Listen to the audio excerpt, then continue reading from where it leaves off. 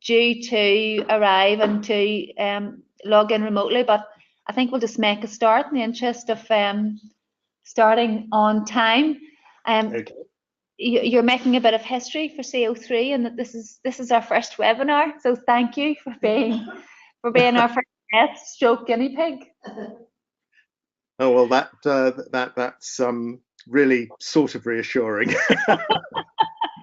I think it's only the third webinar I've done, so and other people were doing all the technical stuff, so I just sat there and spoke. This one's a bit more intimidating.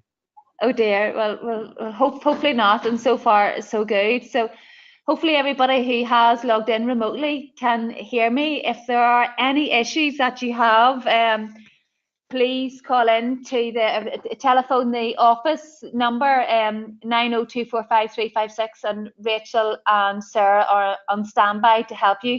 We also had sent you through some joining instructions that we had done for anybody who is doing this for the first time. This is certainly our first go at it, so please be patient. I have muted you all. I have the power. We're simply doing that just in case there's a lot of background noise. The format is I'm going to do a very quick intro. I'm then going to hand the power over to Gerald, who's going to be leading this particular session. If you do have a question, if you can either enter it, there's a question section, and again the instructions were sent through to you, or you can raise your hand and I'll keep an eye out for those.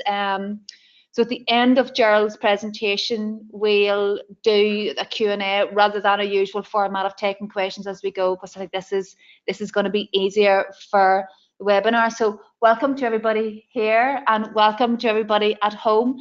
I'm Nora Smith, Chief Executive of CO3. As I said, this is our first webinar, and this is all thanks to the Halifax Foundation, who give us a small grant to buy this technology to allow us to engage with the wider audience.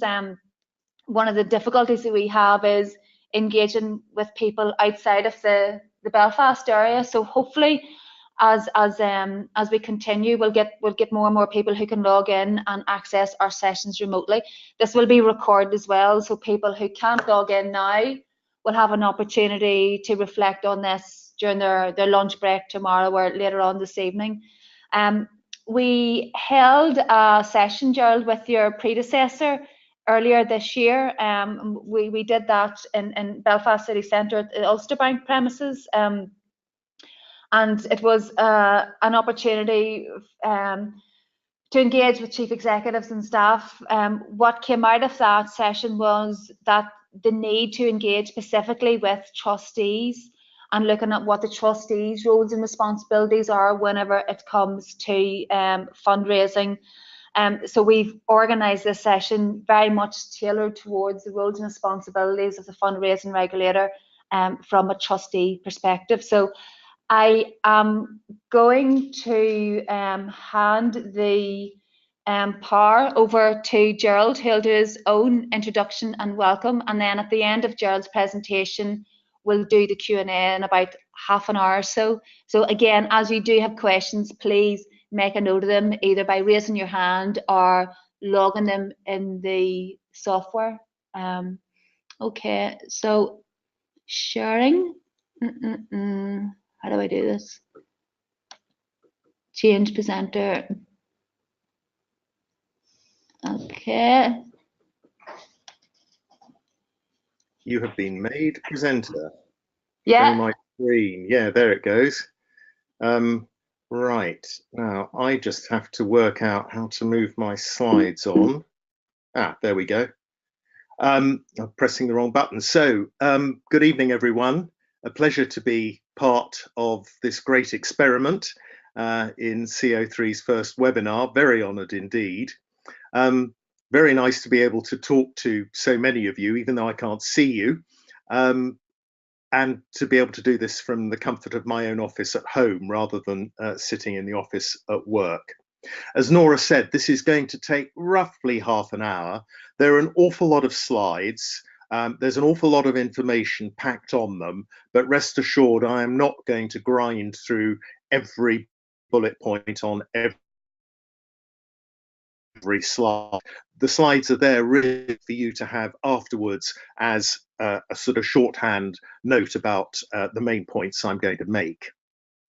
So let's start with a little about me, first of all. As Nora said just now, my predecessor did a session with a number of you in Belfast in May, I believe, and that was one of his farewell performances before Stephen stepped down as CEO. And I succeeded him on July the 1st this year. So I've been doing the chief exec's job for about 5 weeks now. And before that, since January 2016, I was head of policy and communications. I've worked with Stephen for many years, and indeed Walter Rader, who is now our board member for Northern Ireland, in our joint days at the Big Lottery Fund. But the important thing, I think, from this evening's perspective is that I'm also a trustee. So I understand the responsibilities, the terrifying responsibilities sometimes that trustees have, the responsibilities they have to exercise with their staff, acting in the best interests of the charity for which they have responsibility. So I do understand where you're all coming from in this. So let's get going. I'm going to talk about who the Fundraising Regulator is, how we came into being. I'm going to talk quite a bit about the Code of Fundraising Practice because that's our core document.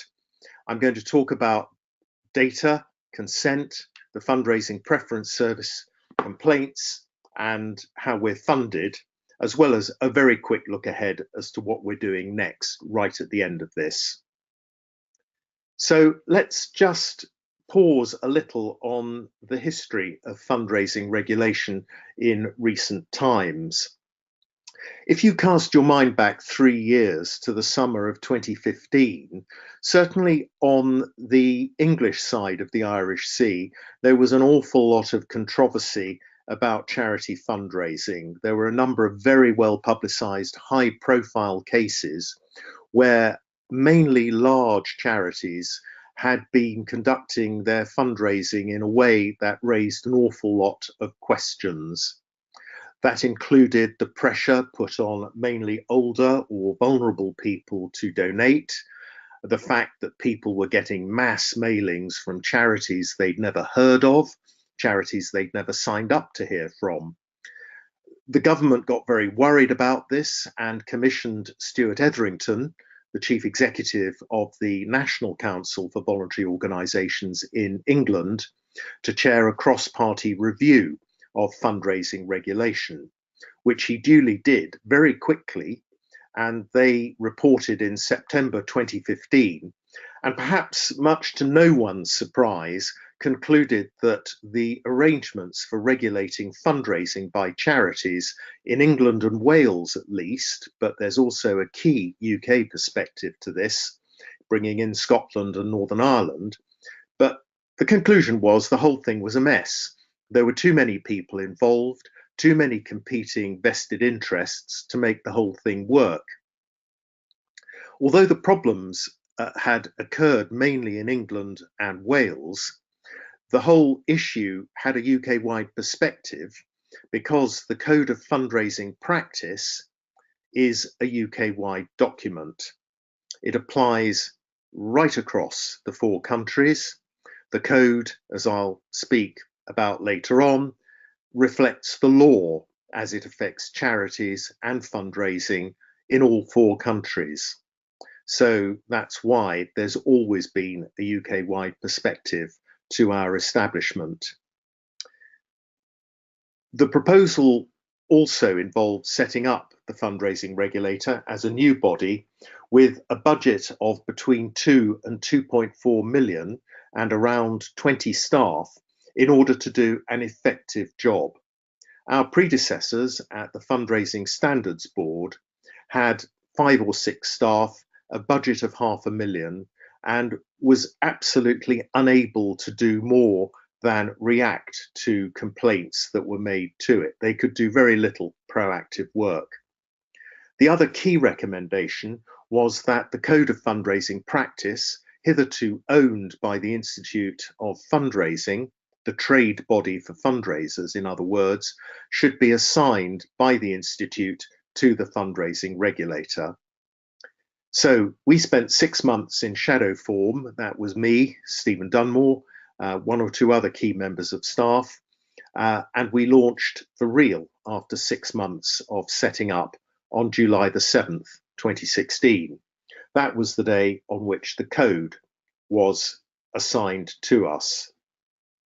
So, what's our role? First of 2 slides here. I put our vision statement at the top, newly approved by the board last month, and it's a society in which fundraising is ethical and encourages sustainable giving, and it's one in which donors and fundraisers respect each other. Not always the case if you go back to 2015, or so it appeared. All of this, critically, is about voluntary regulation. It's not entirely voluntary in that charity law in all 4 countries does back up a lot of what we say and do, even though we don't have any statutory powers directly ourselves. Our role is about rebuilding and then maintaining public trust and confidence in the work that charities do. You may have seen that the Charity Commission for England and Wales published its 2-yearly survey of trust and confidence, did this a couple of weeks ago, and it showed that trust and confidence had not recovered from the low ebb that it reached in the summer of 2016, after all the controversy. However, that's England and Wales. The situation in Northern Ireland may well be different and may be better. But it does illustrate that we all have to work really hard to make sure charities are trusted to deliver on behalf of their beneficiaries by the people who provide the funding, critically in this instance, members of the public who donate. Our role is to regulate all forms of charitable fundraising, not just the public forms of fundraising, and we do this regardless of who carries the fundraising out. Is it the charity? Is it a company employed on their behalf? All of that comes within our scope. We also provide support and guidance, for example, about how to handle complaints, how to deal with data protection and consent. We work very closely with CO3, obviously, I wouldn't be here otherwise, with the Northern Ireland Council for Voluntary Action and with its country cousins in England, Wales and Scotland. We work closely with the other regulators, particularly the charity commissions in Northern Ireland and England and Wales, and with the Information Commissioner. We have a close working relationship as well with our equivalent, the Scottish Fundraising Standards Panel, that operates for charities that are solely registered and operate in Scotland. Second part of our role, we process complaints, whether or not charities are registered with us, whether or not they pay our levy. We have an impartial role as regulator. We're no one's friend, nor are we anybody's foe. Our geographic remit, England, Wales from the outset, and Northern Ireland since last autumn, when following a consultation led by the Northern Ireland Council, the view was that Northern Ireland charities should join our regulation, and we were very, very pleased with that outcome. So we cover charities primarily registered in England, Wales and Northern Ireland. We have lead regulator arrangements with the panel in Scotland. And what that means in practice is that if a charity registered and based in England, Wales or Northern Ireland is fundraising in Scotland and there's a complaint about them, we would deal with it. By the reverse token, if there was a Scottish-based charity that was fundraising in any of the other 3 countries and there was a complaint about what they were doing, then the Scotland panel would take the lead. And this reflects the arrangements between the charity commissions in Scotland as well as England and Wales. But again, a point that I will make several times, the Code of Fundraising Practice, that is the core document here, is UK-wide. There is only one code, we own it, and it reflects the law where it's different between the countries. A lot of it is common, but there are places where it is a bit different. A quick bit about us. We have a board of 12 made up of people who've got all sorts of relevant experience with charities, with fundraising, with being a grant maker, with legal and regulatory experience. Michael Grade, Lord Grade of Yarmouth, is the chair. His term of office ends at Christmas, and we're currently recruiting for a replacement. We have board members with specific remits for Northern Ireland and Wales. Northern Ireland, it's Walter Rader. We also have an observer from Scotland round the board table. We have 3 committees of the board: Standards Committee, which looks after the code; Complaints and Investigations, self-explanatory, I think; Finance, Audit and Risk, again, self-explanatory. Those committees are made up of board members with co-opted expertise from outside the board. We have a staff team of 18 currently, and that's roughly equivalent to 16 to 17 full-timers. And at the moment, we're considering whether we can add a part-timer to the strength to help us market what we do in Northern Ireland and to support the work that Walter is already doing. And we hope that we'll make progress on that fairly soon. There are a number of hoops we need to leap through on that first. Let's talk now about the code.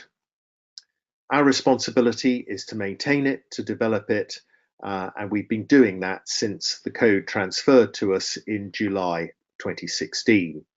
It transferred alongside the rule books for face-to-face fundraising, which had hitherto been owned by another body called the Public Fundraising Regulatory Association, which no longer exists. It was folded into the Institute of Fundraising in July 2016. And we carried out a number of consultations, made a number of changes to the code. And on this slide, slide number 8, I've just listed 5 of the changes that we made in our first substantial revision to the code back in the spring of 2017. One of these, critically important for everyone who's a trustee, is that trustees have responsibility for the strategic oversight of the fundraising their charity does. And to that extent, it doesn't matter whether you're raising a few £100s a year or whether you're one of the really large charities raising 6- and 7-figure sums a year. It doesn't matter what you spend on fundraising. Trustees have responsibility for it. There's guidance from the respective charity commissions that sets all this out, what's known as CC20 in England and Wales, but there's similar guidance from the Charity Commission for Northern Ireland. The documents are, related to each other. So trustee responsibility is absolutely key here, and I won't dwell on the other changes we made at this point. One of the most important changes, though, that we did make following another consultation was in February this year, ahead of all the changes that came into being on May the 25th, when the European General Data Protection Regulation passed into UK law in the 2018 Data Protection Act. That really set out all the responsibilities that anyone has if they have data, if they direct market to people to get them to donate or to encourage them to support what you do. All of that's covered by data and consent law, and that applies very much to charities and very much to fundraising and all that goes with it.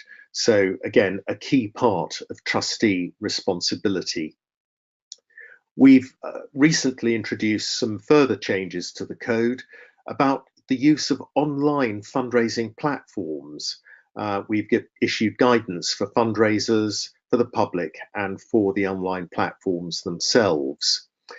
We did this because in the wake of all the incidents that happened in 2017, the terror attacks in London and Manchester, the fire at Grenfell Tower, huge numbers of people wanted to raise money to help, but it was going on in a way that caused more problems to start with than it actually solved. So working with all well-known fundraising platforms, we've introduced new guidance to help the public understand what they need to do when they open a fundraising page, equally to help charities, many of whom have their own fundraising pages now, understand that there's an environment in which all of this happened. Next year, we'll be introducing major changes to the way in which the code is organized. We'll be consulting on those in September and October.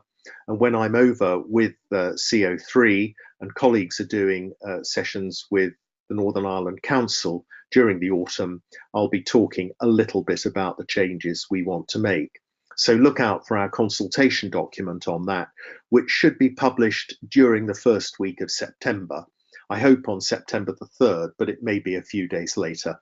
We'll make an announcement about when it's ready. And again, just to emphasize, the code is the basis of our regulation. It's the basis of our handling of complaints, where if we get a complaint, our judgment will be, is the complaint justified? Has the code been breached? And as I've said, the code is backed by the law in many places. It's not just guidance, it actually has some legal backing.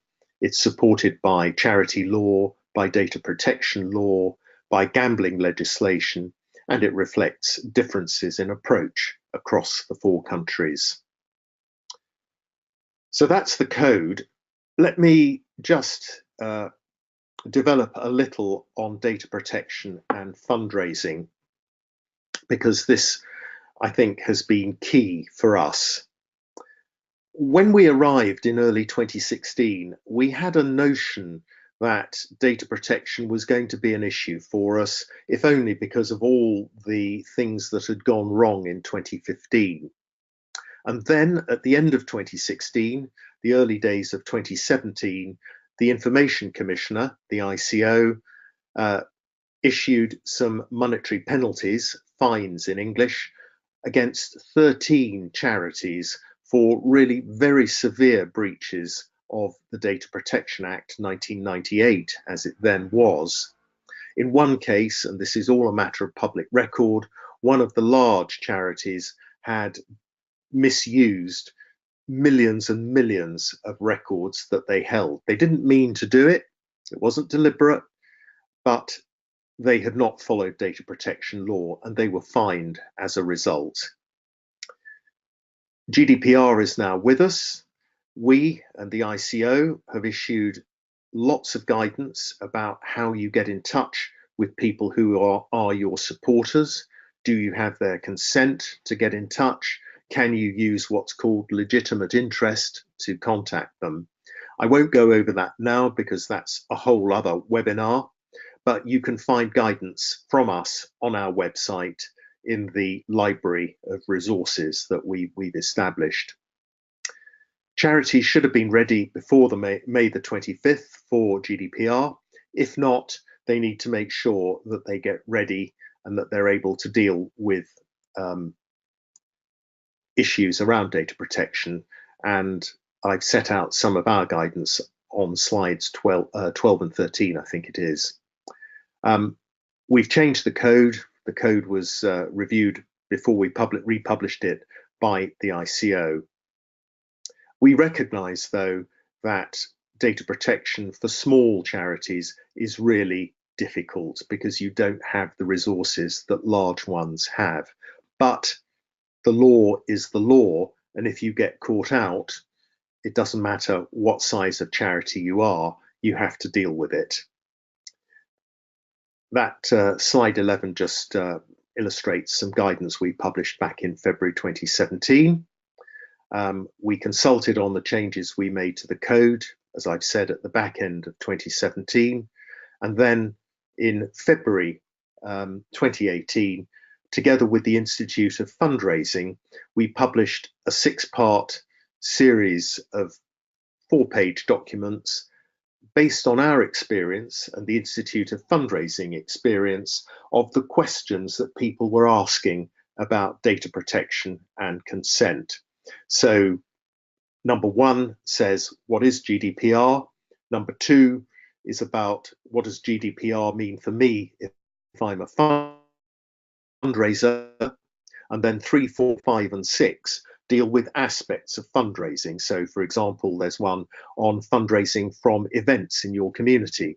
There's one on fundraising from corporate bodies. There's one on fundraising from trusts and foundations. And then there's one on fundraising through legacies. And that guidance, the questions and answers we try to deal with in the 6 parts, all based on questions we were asked by charities. So we're playing back your experience. I mentioned the code and fundraising platforms. And again, in June, we issued that new section to the code, particularly ensuring that online platforms give guidance to members of the public on how they can make donations, making sure that the purpose of any fundraising a member of the public does is very clear, and that the member of the public understands that unless they specify who is going to get the money, a named charity, a named individual, it's going to be very difficult to get the money from the page to where you want it to go. There were huge difficulties, as I've said, in the wake of all the fundraising the public did in the wake of the terror incidents last year and the Grenfell Tower fire.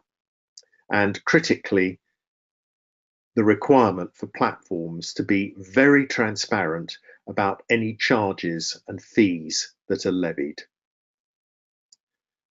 Again, I won't pause on slide 15. That just fleshes out in what was in the previous slide.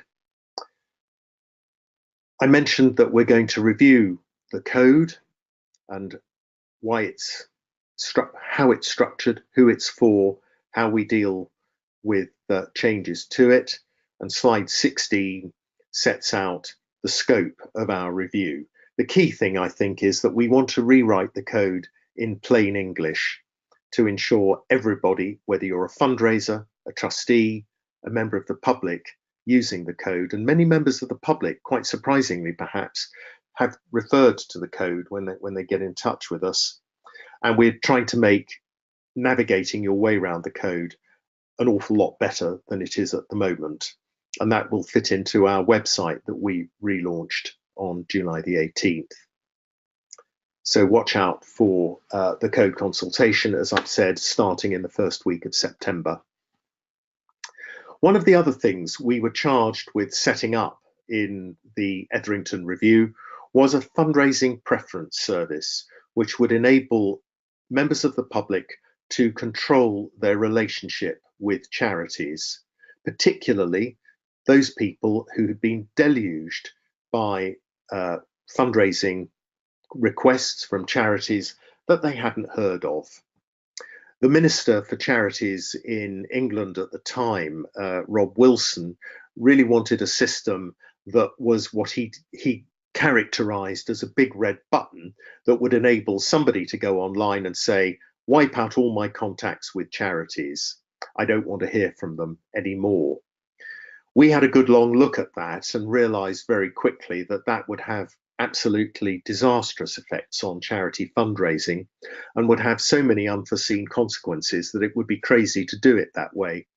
So the system we launched in July last year in England and Wales and brought to Northern Ireland in March this year is much more sophisticated than that.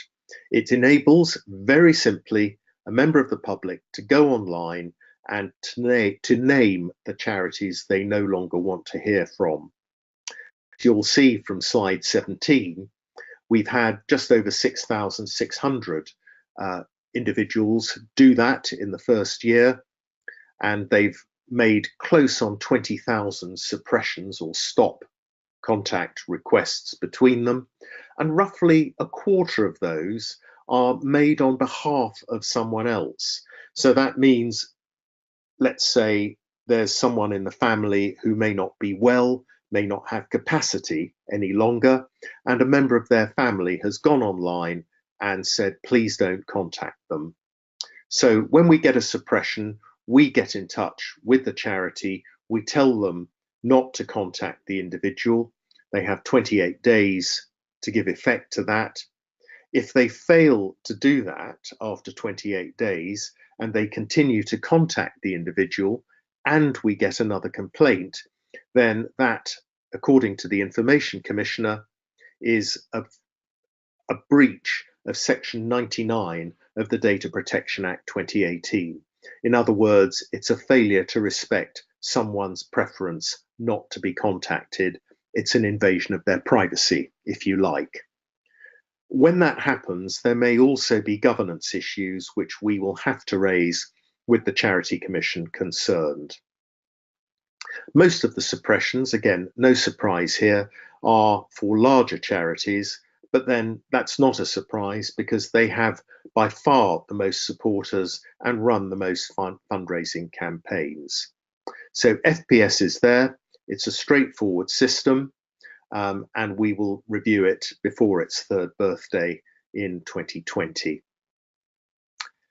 One of our other key functions is to handle complaints from members of the public. We've published some guidance again on our website about good practice in handling complaints, because our view is that when somebody complains to us, we want to be sure that they've had the opportunity to have local resolution from the charity concerned. It's far and away the best thing to do. However, that doesn't always happen. People are sometimes dissatisfied or things haven't worked out well, so we do investigate in those circumstances. We publish anonymized summaries of our findings so that people can learn from what we find. We do coordinate with other regulators where necessary.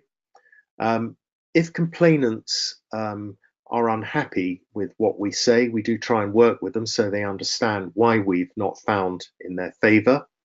If charities won't accept our findings, then we reserve the right to name charities for not having done so. We do reserve the right as well, where we do instigate a complaint, to name in any case.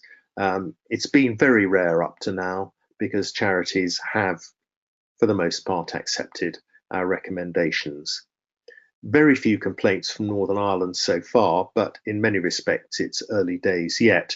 And interestingly, perhaps, the very first complaint that we had before we launched, so it was dealt with informally, was from a gentleman in Northern Ireland complaining about one of the large aid charities and the way they were fundraising door to door. Very pleased to say we were able to get a good resolution on that one.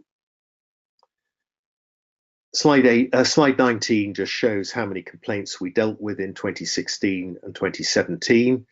700 complaints, mostly resolved in year.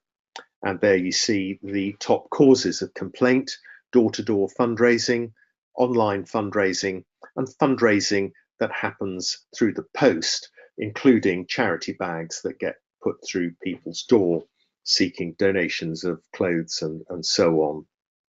If we look at 2017-18, you'll see that what was 700 in our first year became 1,100 in our second year. That includes a large percentage that were outside our remit.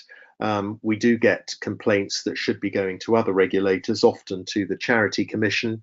Sometimes they're complaints about advertising, so they go to the Advertising Standards Authority, even if it's fundraising that's at the heart of it. If it's a television advert, then the ASA is the responsible body. We carried out 55 investigations last year, and those are cases that we looked at in depth, and in 81% of them we identified a breach of the code. 27 different parts of the code were breached. So I think that emphasizes how important the code is, and we're doing our best to make sure that complainants understand exactly what our remit is, and there's a lot more work to do on that, so that we don't spend a lot of time passing on complaints that we shouldn't be dealing with. I've set out there that complaint handling in charities is often not very good and is often at the heart of what's gone wrong. So as trustees, I would encourage you to have a look at your complaints procedure. If you haven't got one, don't panic. There's lots of advice around about what you need to put in a good process. Have a look at our website and our 3-page advice on what makes for a good complaints handling process. One of the other key findings from our complaints were that where charities have contractual relationships with third parties, so let's say they employ a fundraising agency to go out and raise money on the streets on their behalf, very often their contract arrangements and their monitoring and oversight arrangements could be a lot better than they are. So charities, again, need to think about those relationships, if they've got them, how they're going to use them, how they're going to monitor what's going on, and what briefing and guidance they're giving to their contractor, to their agent. Really important, and we've had to deal with that rather a lot. Did I miss one? No, there we go. Slide 23, key importance for us, how we're funded. The Etherington Review recommended that the new regulator should move from the membership system that our predecessor had, where the problem the FRSB found was that it was trying to regulate members of its own club, and that was really difficult to do. So we operate a levy and registration system. If a charity spends more than £100,000 a year on fundraising, it's in our levy. If it spends below that, it can register with us.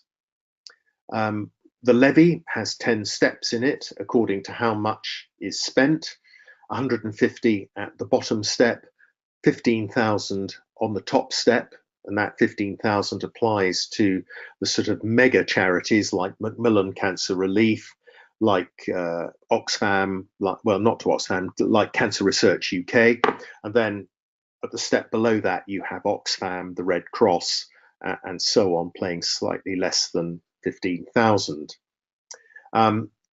Everyone who pays the levy, everyone who's registered with us, gets to use our badge and gets to sign up to the code and to the fundraising promise, so that they're undertaking that their fundraising is ethical, it's carried out to ensure that good practice is followed. Our levy year runs from the 1st of September, so very shortly we'll be embarking on levy year 3. In the first year, we struggled a bit to get to the 2 million budget we wanted to achieve. We got to 1.8 million with 1,500 charities paying the levy. That was about 80% of those eligible to do so in England and Wales. Those who failed to respond to the levy request had a very sharp reminder from the Charity Commission for England and Wales that they should do so.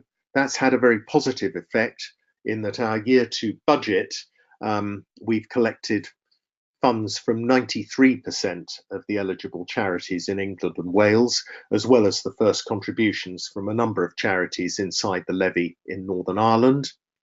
We've got about 1,650, 1,660 charities paying the levy this year. So that's a huge increase over the first year. And we have another 1,500 or so registered with us paying £50 a year where they are outside the levy. The point about having a budget that gets over £2 million, which I have to say is still my aim to achieve, is that it will enable us to do more than be reactive.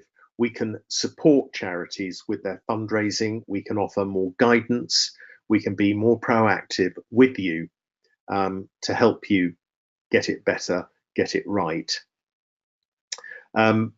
Northern Ireland, we have 27 charities in the levy. I think actually that 14 paid so far is a bit higher than that now, which is a good thing.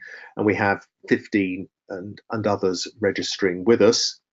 We'll be chasing the 125 yet to pay the levy very soon. They will be getting letters again from the Charity Commission. In England and Wales, there's a real compliance issue for them, not the same in Northern Ireland, I have to say, in that the charities further to the 2016 Charities Act in England and Wales have to say in their annual reports, and again, it's a trustee responsibility, whether they are subject to a voluntary regime of fundraising regulation, and that if they are, have they paid a levy? And if they haven't paid the levy, why have they not paid the levy? So the Charity Commission will be looking very closely at that, and we expect will be following up with any charities failing to pay. Most of the charities failing to pay are towards the bottom end of the levy. But I would say if you're spending £100,000 or more on fundraising, you are not a small charity. You do have resources, you do raise money, you do have a responsibility to donors, and you have a responsibility more widely to the very many charities that now pay the levy and do so without demur. There is a reserve power in the 2016 Act as well, should voluntary arrangements not work to make the levy statutory, at least in England and Wales. We're a long way from that yet, because at 93% compliance, that's pretty good, but we will strive to get it higher than that. When we introduced the levy, we said we would retain the current structure of it for 3 years, which means the last year of the current structure begins on the 1st of September this year. We'll be reviewing the levy for year 4 from September 2019 and consulting on any changes we want to make in the late autumn through the winter. So again, watch out for that one in due course. Slide 26, we're nearly at the end of them now, just have to get to slide 30. That one just sets out why it's a good thing to register with us, to pay the levy. You're showing your support for good fundraising. You're showing that you have a desire to encourage public trust and confidence. You're treating your donors well. And of course, you get a direct say in what we're doing, and you're making a positive contribution to the costs of effective regulation. I have the view, I know I would, wouldn't I, that effective regulation means effective charities. And that can only be a good thing. And I'm saying that as much as anything as a trustee of a couple of charities. If you think you should be paying the levy, if you want to register with us, there's a couple of email addresses that would take you to the relevant part of our website. Finally, what are we going to do next? I've mentioned some of this already, but in summary, we're going to reorganize the code. We'll continue to support charities on data protection and fundraising. We'll continue our proactive work looking at fundraising concerns that come from the public, that come from charities. We'll share our learning. We'll continue to work on digital fundraising with the online platforms. We'll continue work to make sure that the public and charities are protected from those who might try and commit a fraud in the name of charity. We'll continue marketing our role and services, and we'll continue developing our website so that it's even more responsive than the relaunched one is now. That'll be outward facing for the public. For charities, we'll continue to work with you on the code, how to make sure that you can comply with it in a very straightforward manner.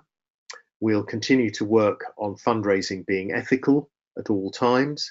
We'll help you managing data and consent about how you contact people, how you contact your supporters and donors. We'll continue to work with you to make sure trustees are equipped to deal with the oversight responsibilities they have for fundraising, and above everything, that the donor is centre stage in everything that you do as charities, that we do as a regulator. And of course, I want to encourage you to pay the levy or to register with us. That's the presentation. I think it's time now for you to ask questions. So I think this is the point at which I hand over the presenter's chair to Nora once again.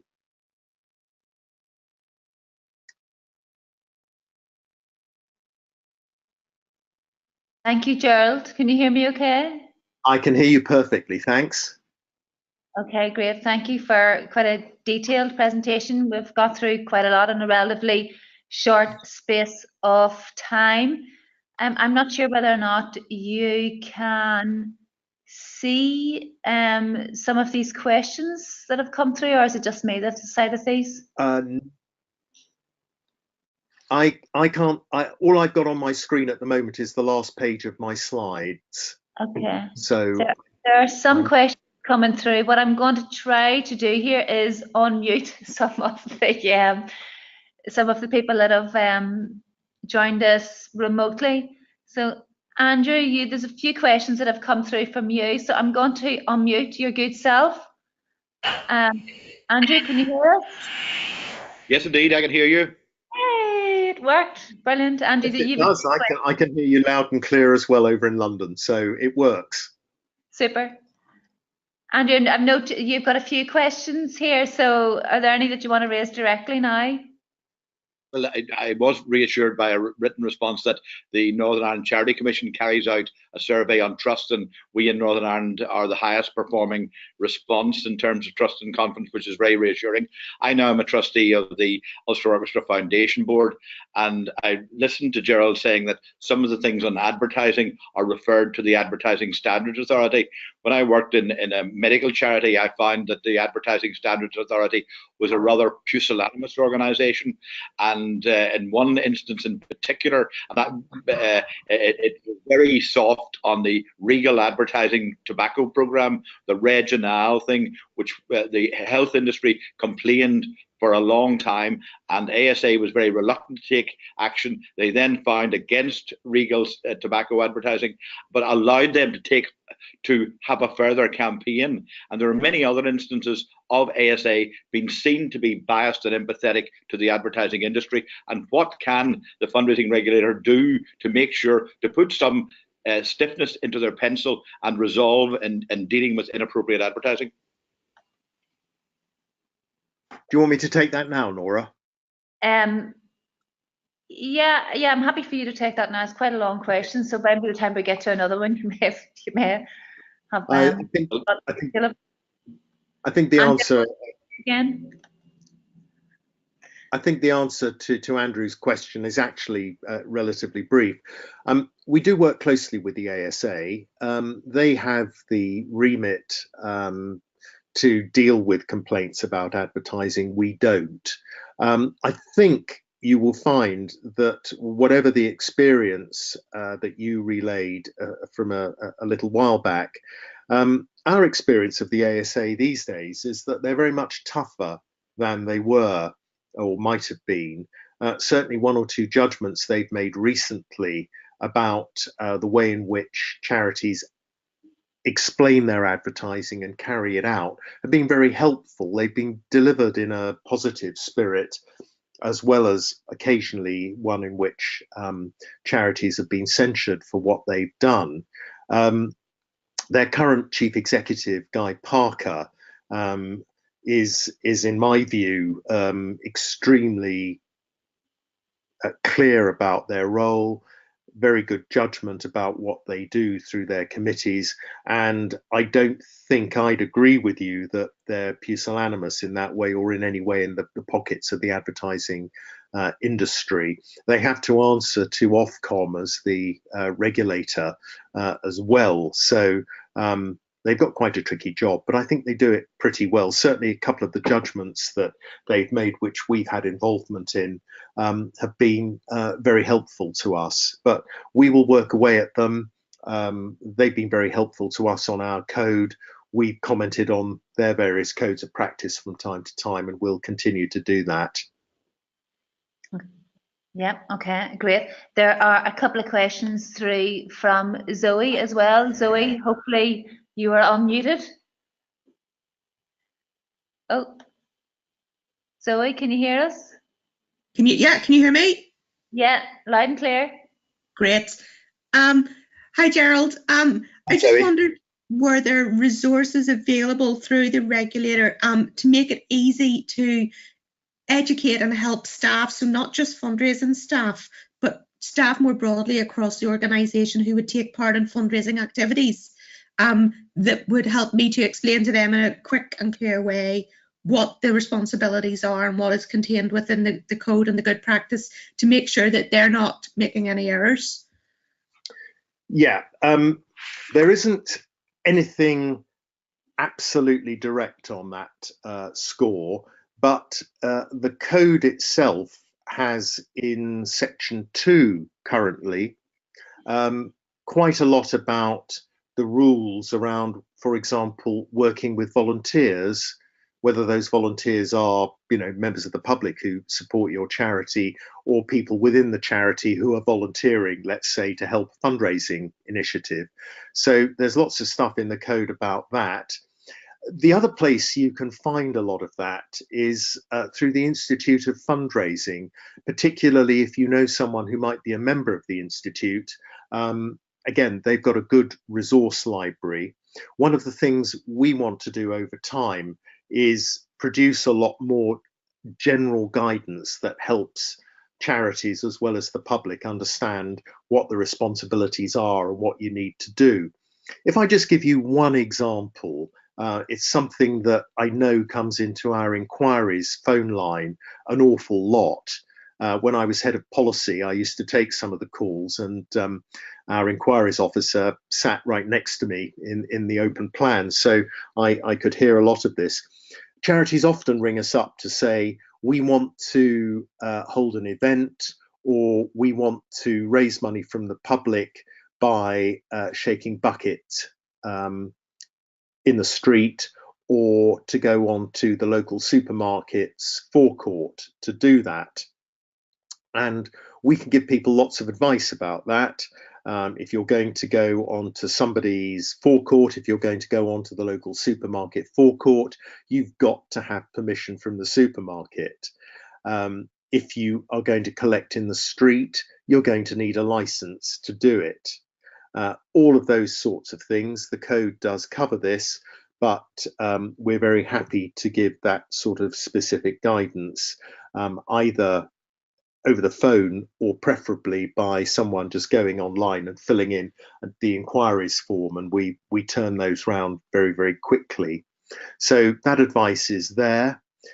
The responsibility, though, does lie with trustees. It does lie with senior staff of the charity to make sure they understand the rules. And please, please, please ask if you don't. We never mind being asked. Much better to do it that way than get it wrong. Okay, great, thank you. I'm conscious that we have 4 people actually in the CO3 office here as well. Are there any questions, guys, that you may have at this point? They're all looking at me blankly. Joel, through your presentation, you talked about what the key areas should be, or some of the key areas that trustees should be focusing in on around. You talked about the complaints policy and procedure of the charity. So trustees should be asking, what is our current policy? Do we have a policy? What is our current approach? And then the same with any contracts you have with third parties in relation to fundraising. It is an operational issue. So are there other areas or other key questions that trustees should be asking? You know, is it something that should be on everybody's risk register? And obviously it depends, I suppose, on each charity. But are there other key questions that trustees should be focusing their attention on, either at every board meeting or maybe once a year, or just anything else that you feel that trustees need to be aware of in relation to the fundraising regulation, the changes that have come in, and future changes which may come through? I think that the task for trustees is to keep abreast in strategic terms about what's going on, and that applies to fundraising as it does to any of the other rules that govern the operation and governance of a charity that the Charity Commission would typically issue. Very important that they do that. As you say, a lot of the nuts and bolts of this is an operational question for the staff. Trustees obviously don't do that, the day-to-day stuff, but if, for example, the charity is going to mount a new fundraising campaign, then trustees need to have oversight of that. They need to be satisfied that the arrangements to raise money are what the trustees would expect. In other words, compliant with the law, compliant with more general guidance in the code that may or may not have a legal backing to it, but is certainly good practice if it isn't an absolute legal requirement. Yes, they might want to review fundraising strategy periodically through the risk register once a year. We don't have a view about that, other than that charities, trustees of charities, need to satisfy themselves about the most appropriate number of times in a year that they do that. If they do it annually, that might be enough. If there's quite a large fundraising campaign going on, then they might want to do it more frequently than that, twice a year or maybe every quarter while the campaign's going on. But it's a matter for judgment for trustees. I mean, we've had one or two hard cases where we've had a complaint and we've raised the complaint with the charity to get their view, and the trustees or their senior officer has come back to us and said, we never knew there was a code of fundraising. And you think, where have you been for 40 years? Because the code's been around that long. So it is a trustee responsibility to be familiar with what's there. Often, if you're not sure, the Charity Commission website will be the starting point, and all the guidance that the commissions, whether they're in Northern Ireland, whether they're in England and Wales, whether they're in Scotland, they all issue guidance that is broadly similar, that tells trustees what they need to take account of to be effective and good trustees, and to make sure the governance is what it should be. So there's a lot of advice around trustees need to make sure they're on top of it, because that is their responsibility. Yeah, no, absolutely. There are two questions from the floor here. The first from Jackie. Jackie, hopefully. Yeah, so just to follow on what you're saying about the trustees hold the responsibility, speaking as a chair of a very small, completely voluntary charity, it is incredibly difficult to cope with the operational day-to-day of the charity, never mind the Charity Commission regulations and reporting needs to happen, and things like the code of fundraising and everything else.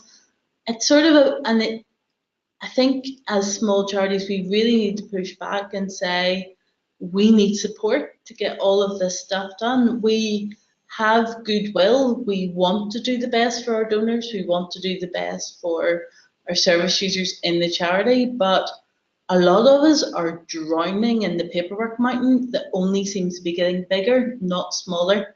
So what's coming out to actually help us on the day-to-day to do the best and be the best that we want to be? I know you're saying about the online guidance, which is brilliant. I'll go away and look at that, but practical support, I think, needs to be coming through too.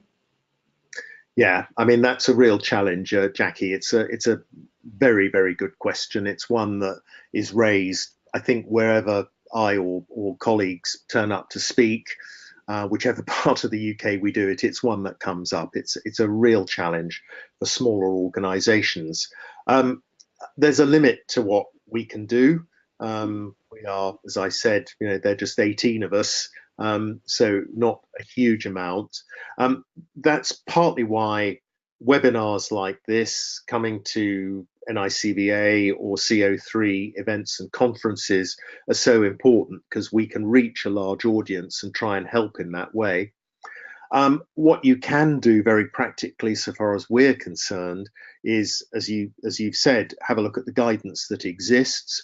We've tried really hard on complaints handling, on the bite-size data and consent guidance, to write it in a way that is as accessible as we can make it. The whole point about our massive exercise to rewrite the code at the moment is to make sure the wretched thing is written in plain English.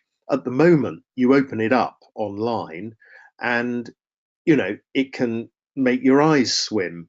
It really can, trying to work out what it means. So we're doing a lot of work to try and make everything that we do much more accessible, much easier to follow. But the bottom line, if you've got a question about fundraising, if you're unsure what to do, then send us an email. Just go online, find our inquiries tab, and just send us an email with the question, and one of the team, Ed or Nick, will answer it as quickly as they can. Give us a ring if you want to, although sometimes it can be a little tricky to get through if we've got a high volume of calls, but we do turn around questions very fast, and we do our best to help in that way. I mean, you're not alone. There are lots of small charities that rely entirely on voluntary effort and on their trustees to drive things forward. Make the links with us, make the links with CO3, the Northern Ireland Council, the Charity Commission, the Institute of Fundraising in Northern Ireland, which has its own events and resources. It's all there to help you. That's the best I think we can offer, seeing with the best will in the world, I couldn't send somebody over to come and see you one-to-one to help with, you know, particular issues. That unfortunately would be beyond my budget. Maybe when you get over that £2 million mark. Yeah, indeed. Walter just wants to come in on the back of that. Yes, I think a similar question was asked actually. Colleagues who were up the last day that Stephen was over in the Ulster Bank Day. And I think one of the things that we reminded colleagues in Northern Ireland, of course, is of the existence of the DIY committee guide that's been here for some time in Northern Ireland. I'm very pleased to say that actually Lottery funded the start of that now a long number of years ago. But there are equally almost, Jackie, I think, and I can entirely understand this, there are a number of sources of help and support. Yep. I can equally understand that it's very difficult to find out from all that massive information what is relevant to the particular question that you want to ask. And I think that's where Gerald's point is particularly relevant. And I think, I would say this, wouldn't I, but I think particularly the online service of answering questions that we can offer through the team in London is a very, very useful starting point. Because it may save you having to trawl through 7 or 8 websites and a whole series of booklets, because they may be able to focus you, along with support from CO3 and other organisations, but maybe able to focus you down to where you need to look to find the answer to that. In a sense, there's almost, I suppose there can never be too much information available, but that can be overwhelming as well. And in my time with the Charity Commission here, I mean, one of the many complaints we had in the Charity Commission was we put out too many publications. And we had too much on the website. Now, a bit like the regulator, that website, I have now stepped down from my responsibility, completed my tour of duty in 2016 with the Charity Commission. But we were looking at how to make the information as searchable as possible. And sometimes that's the challenge. And I think Gerald suggests a very good angle here, and that is drop us an email to the regulator, and at least we point you in the right direction. Okay, thank you, Walter. Elaine? I just wanted to add, Gerald, on the NIFA consultation that we did, I was part of that group. Sorry, can I just stop you? Gerald, can you hear okay? It's just Elaine to the other side of the room. Yes, I can. Okay. And we spoke to quite a lot of charities, obviously, in Northern Ireland, but quite a lot of the small ones. So interestingly, your point was you had 27 charities or within the levy, but 14 have paid, so that's sort of like 50%. but 15 have registered. And I think what came out of it was, you know, an awful, and in Northern Ireland, a lot of the charities will be small. And it's linking into the points that have been made by the two previous people who were speaking. And we had a session in June hosted by NICFA with your predecessor. And really the information for the smaller charities in Northern Ireland is, you know, most of the trustees, obviously they're obviously nearly all volunteers, but they've got busy jobs. And in some cases, from a fundraising point of view, they're also the people who are putting the tables out, putting the gazebos up, tying into the fence to make sure they don't blow away. And there's the host of paperwork. And it's nearly, if you can, you know, to try to get more charities to sign up to even registering for the levy, it's what are they going to get for the £50? And there's so much information out there. One of the key things that you have highlighted is the whole complaints process. And most of the small charities won't have a complaints policy. And to try and sit down with a white sheet of paper, and I haven't looked at what's on your website, so forgive me if it's already there, but if we could make it practical for the smaller charities that even a complaints process, let's say a complaints process and policy, if there was even like a draft one that, you know, nearly all the key points that you'd want to see in your policy are there, and the smaller charities can then personalise it themselves. You know, one of the things came out of the NICFA day in, I think it was June, was, you know, there is a Charity Commission for Northern Ireland, there's Volunteer Now, there's CO3, there's the Institute of Fundraising, there's ICO, and every site has good information, but the trustees themselves are struggling to find the time to run their charity and start from a white sheet of paper and come up with a policy on complaints, come up with an X, Y, Z, and so on. And maybe from the fundraising point of view, if the complaints process is such a key part of what you're going to look at, even something practical for the smaller charities out there, because there's so many of them. They may have heard as a fundraising regulator, but it doesn't apply to me. They'll never come looking at my, you know, they'll never come knocking on my door. And it's not that they want to stick their head in the sand, it's just they're struggling to actually find and come up with the right information, because there are so many other demands. They're worrying about getting their annual report to the Charity Commission right, and all those other things, let alone how you shake a bucket on the street. That's, you know, way down the list of priorities. But I think if we can make it practical for them, that if we give them, it doesn't need to be War and Peace. Here's 2 pages of complaint policy. Here's a procedure, and if you personalise it for that and you follow it, hunky-dory, it'll, you know, it'll work for you. And if we make it practical, we may get more of the smaller charities paying the £50 to become part of it, because they can see some value in why they join up. Oh, I think, you know, I could do nothing but agree with you on all of that. That's one of our key challenges, is to make the resources we can offer available. You know, so all somebody has to do is sort of top and tail with their own details. That would be, you know, certainly an ambition that we've got to do more of that, and we will do as we grow and get established and get more experience ourselves. One of the things that we're doing, it's going to be piloted during the autumn with the Institute of Fundraising in London initially, just to test how it goes before we try and roll it out further with the Institute. We're doing some training around complaints handling, using the 3-page guidance that's on our website. The Institute is with us trying to aim that at smaller charities. As I say, we're going to do the pilot, I think starting in September, with about 10 smaller charities based in London to start with, just because it's easier to pilot with them in that way. And then over time, I know the Institute wants to roll that out, and I think that would include its colleagues in Northern Ireland as well as elsewhere in England, Wales and Scotland. So I think there is stuff coming. I'm very sympathetic to all the points you've raised. I appreciate very much that trustees, are doing everything. They don't have the time, they don't have the resource to do everything. What we have to do is make sure that if you need to draw on a resource, you know where to find it, and that it helps you when it's there.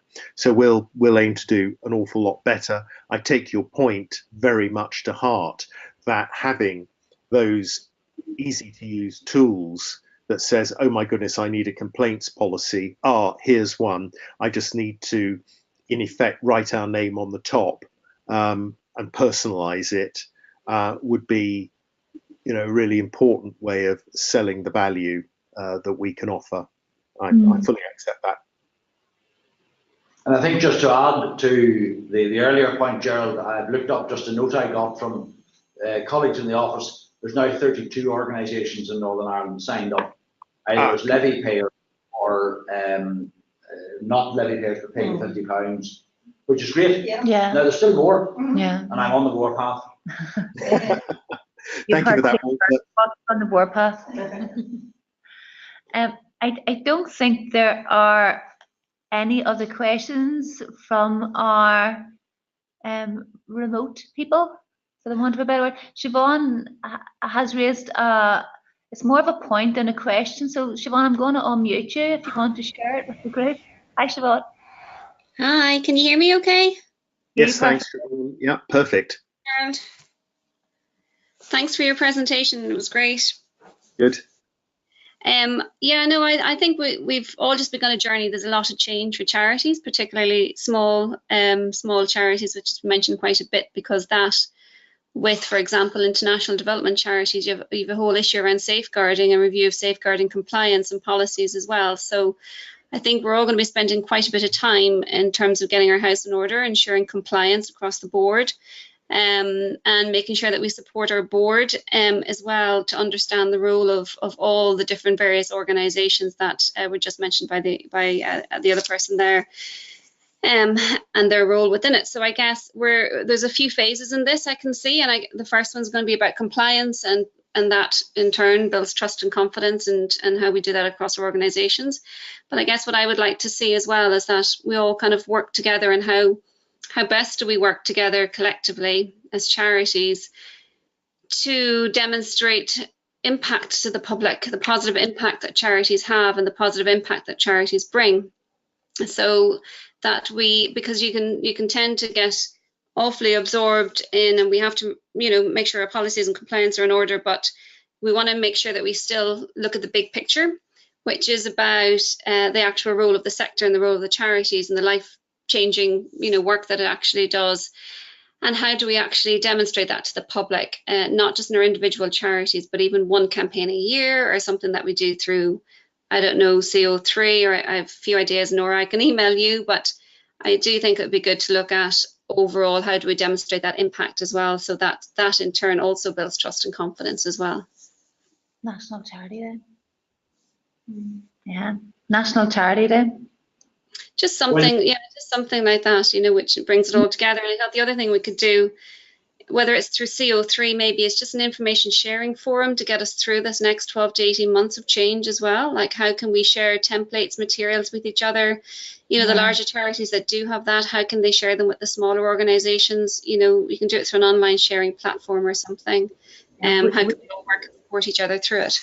Yeah, within our membership, we have a call for help service, and it is everything from sharing, a social media policy to a template on board appraisal or CEO appraisal.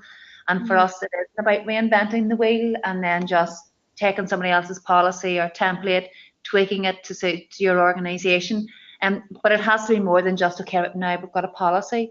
It's about living the policy as well. So, but of course, it all has to be proportionate to the size and scale of your organisation as well. So yes, food for thought. And Siobhan, I can follow up with you separately about how we could potentially do something and potentially connect with other organisations to do that.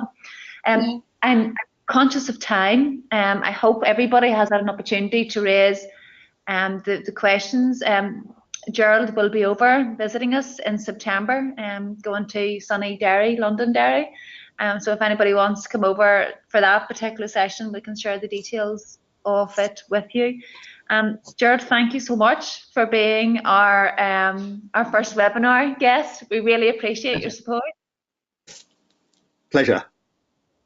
And I wish you a pleasant evening and every